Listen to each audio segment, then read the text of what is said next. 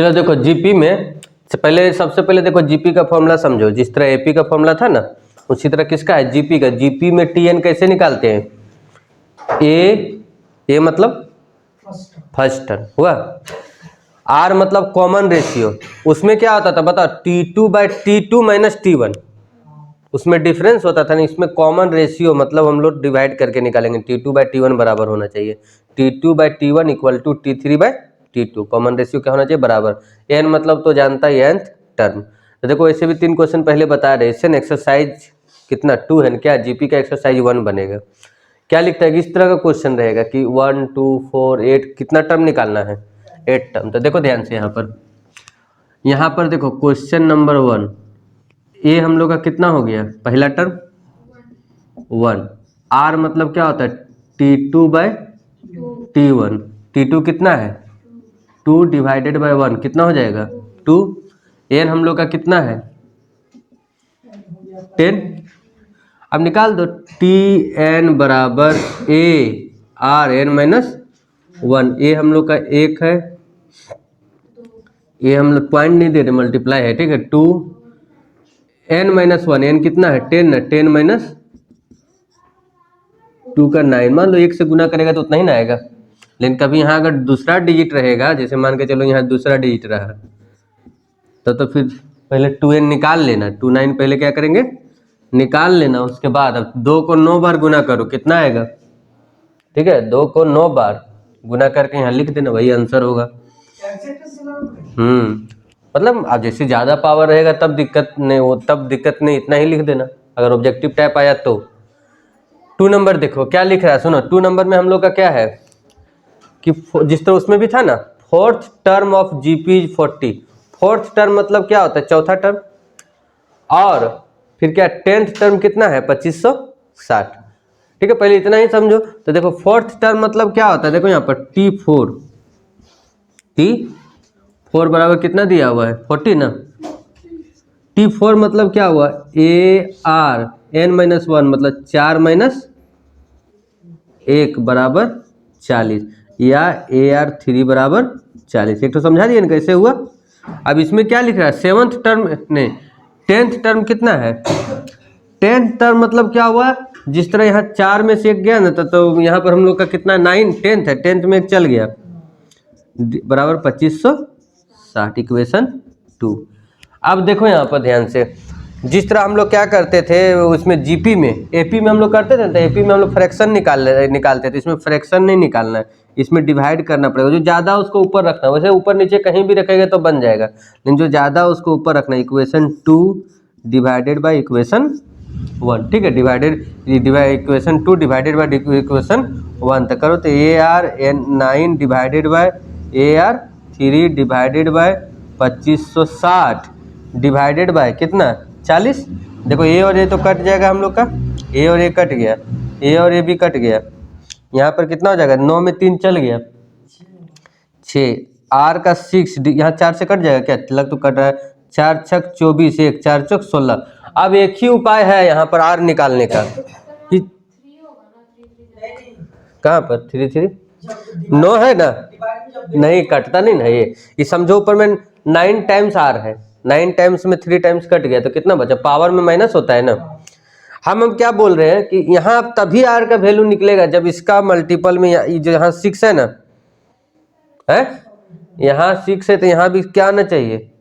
6 कटेगा। अब बोलेगा नहीं कटेगा, तो कटेगा तभी आंसर आएगा, नहीं तो नहीं आएगा। तो देखो आर 6 है ना, हमको लगता है 2 का पावर 6 आएगा। देखो खुशी आ रहा है, देखो यहाँ तक, ठीक है। 2 का 6 देखो तो 2 का गुना 2 दूनी 4, 4 दूनी 8, 8 दूनी 16, 16 दूनी 32, 32 दूनी 64 आ गया ना। मतलब 6 कट गया तो आर बराबर कितना हो गया? ठीक है, आर बराबर क्या हो गया? 2। ठीक है, देखो यहाँ 6 कट गया तो आर बराबर क्या हो गया? 2। तो कभी भी इस तरह का हम लोग के सामने फेस करेगा इस तरह से प्रॉब्लम ना, समझ जाना कि यहाँ पर यहाँ 6 है तो यहाँ 6 आना चाहिए। यहाँ अगर कुछ रहता है, यहाँ कुछ रहता है, अंदर वाला भी बराबर आना चाहिए तभी कटेगा, नहीं तो ऐसा कटने वाला नहीं है। R2 हो गया। आर का वैल्यू किसी भी इक्वेशन में रख दो तो ज़्यादा अच्छा, छोटा वाला में रखो, ठीक है। इक्वेशन 1 में put R value in equation 1। ठीक है, क्वेश्चन 1 में रख दो ए है ना, यहाँ क्या आर है ना, आर की जगह रख दो यहाँ 2 2 का पावर 3 डिवाइडेड बाय 40। ए बराबर 2 दूनी 4 दूनी 8, तो 40 8 5, मतलब ए का वैल्यू कितना निकल गया 5। हम लोग सामने दोनों का वैल्यू अब निकालना, क्या बोला T7। लेकिन चलो इस क्वेश्चन में तो T7 निकालने बोला, किसी में बोलेगा जीपी निकालिए, क्या आएगा। तो देखो जीपी के लिए हम लोग का ए हो गया 5, सेकेंड टर्म हम लोग का ए आर होता है, ठीक है ना, 5 इंटू 2 5 दूनी 10, ए आर क्या हो जाएगा ए आर स्क्वायर। इसी तरह चलता है जीपी में, A R square A R Q, तो 3 तक निकालना, उससे ज़्यादा नहीं। 5 2 दूनी 20 है ना, तो आ गया हम लोग का 5 20 10 और इसी तरह चलते रहेगा। अब हम लोग को T7 निकालना, तो आराम से निकल जाएगा, निकलेगा ना T7। देखो आर पता है, ए पता है, ए हम लोग का क्या है 7 है, आर क्यों निकालेंगे फिर से, T7 निकालना। जैसे इसी क्वेश्चन के अनुसार हम लोग को T7 7वां पद निकालना है, तो कौन ला इससे भी निकालेगा तो वही ना आएगा, ये 5 हुआ, T2 बराबर 10/5 2 ही ना आएगा, वही ना, उसी से ना निकालें। तो ये हम लोग का R2 हो गया, ये 5 हो गया, N कितना हो गया 7। जैसे ये कैसे निकाले हैं, कहाँ गया ये वाला है ना, बस इसी में पुट कर देंगे ला फॉर्मूला में। यहाँ ये है, ये की जगह हम लोग का आ जाएगा कितना 5 आ जाएगा, R के जगह हम लोग का 2 आ जाएगा, N-1 तो 7 में से 1 चल गया। इस तरह से इसमें क्या निकाल लेना T7 बनाओ दोनों, उसको बताते हैं। क्वेश्चन नंबर 3 का फाइंड द वैल्यू ऑफ के, ठीक है ना, हम लोग का के निकालना, लेकिन ये किसमें है, मान लो हम लिखे नहीं है, कोई एग्जाम में लिखा हुआ रहेगा कि ये जीपी में है, तो इसका के का वैल्यू निकालिए। ठीक है, तो कैसे निकालेंगे, देखो जीपी में होने के लिए सबसे पहले क्या होता है बताओ, T2 bye T1 divided by T3 T2 होता है ना। तो बताओ T2 हम लोग का कितना है के 3, फिर हम लोग का T2 क्या है 48, सॉरी यहाँ नहीं, यहाँ तो 3 हो गया, T3 हम लोग का कितना 48 और T2 क्या है के। ठीक है, क्रॉस मल्टीप्लिकेशन कर दो, के स्क्वायर बराबर 3 इंटू 48। अब या तो इसको स्क्वायर में इधर कर दो, ठीक है, इसको हम लोग क्या कर दो, या तो इधर इधर स्क्वायर हटेगा तो उधर रूट हो जाएगा, तभी हम लोग का कितना हो जाएगा 3 3 3 9, इसको तोड़ो ना, डायरेक्ट 144 आ रहा है ना। ठीक है, तो के का वैल्यू हम लोग कितना आ गया 12।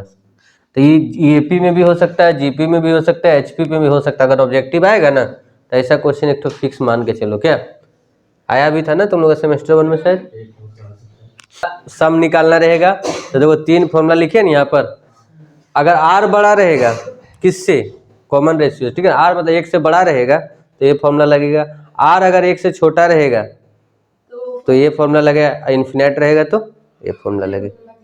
ठीक है, अब यहाँ पर देख लेंगे आर बड़ा है या छोटा है। तो देखो क्वेश्चन नंबर 1 क्या लिखा है बताओ, 1 2 4 8 एंड 30वां टर्म का सम निकालना है। ठीक है, हम अधूरा क्वेश्चन लिखे बोल के पूरा कर देते हैं इसको, कि 1 2 4 8 है ना, कहाँ तक निकालना है 30वां टर्म तक, इसका टोटल निकालना है, मतलब समझो कि S30 निकालना है। क्या निकालना है S30। तो यहाँ पर देखो सबसे पहले क्या ए हम लोग का कितना दिया है 1, आर बराबर क्या होता है बता T2 बाय T1, T2 कितना है 2 डिवाइडेड बाय 1 2 हो जाएगा। एक चीज और बताओ, एन हम लोग का कितना दिया हुआ है 30, और ये जो 2 आया बताओ 2 जो आया वो आर ग्रेटर देन क्या है, फिक्स है कि 1 से बड़ा है, तो कौन फॉर्मूला लगेगा ये वाला लगाओ, Sn बराबर, ठीक है क्या लगाएंगे Sn बराबर ए कितना हो गया 1, Rn मतलब 2, बहुत हो जाएगा ना 230 माइनस 1 ना, मल्टीप्लाई कर पाएगा इतना 2 को 3, ट्रिक नहीं काम करेगा है ना, 230 माइनस 1 इतना आएगा।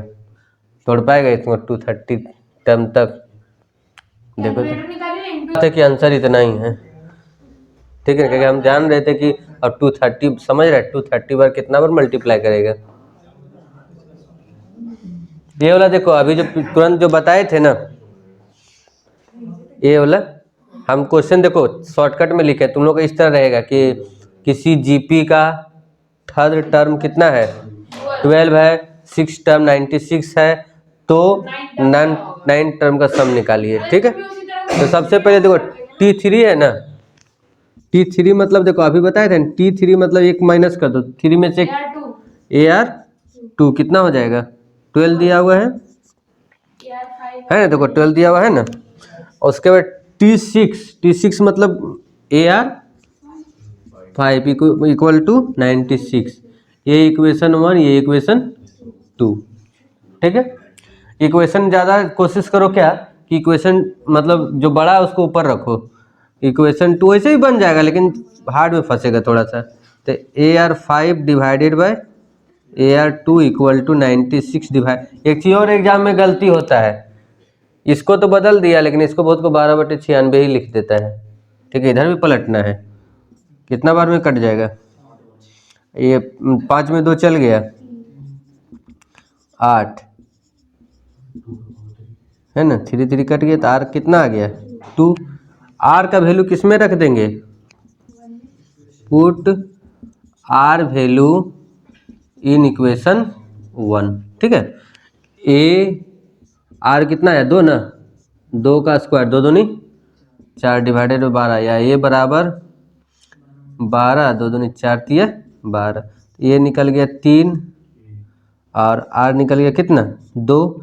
हम लोग को n कितना निकालना है, सम जो निकालना है, देखो यहाँ पर S9 निकालना है ना, 9 टर्म। तो Sn बराबर R बड़ा है ना, Rn - 1। अब तो तुम लोग बचपन से तेज है, अब तुम वैल्यू पुट कर सकता है ना, ये Rn मतलब यहाँ 9 हो जाएगा, 2 को 9 बार गुना करके देख लेना कितना आता, नहीं तो फिर इसी तरह आंसर लिख देना, ठीक है। 512 आएगा, चलो तो तुमको तो याद है, तो 512 आएगा तो बहुत अच्छा बात है क्या।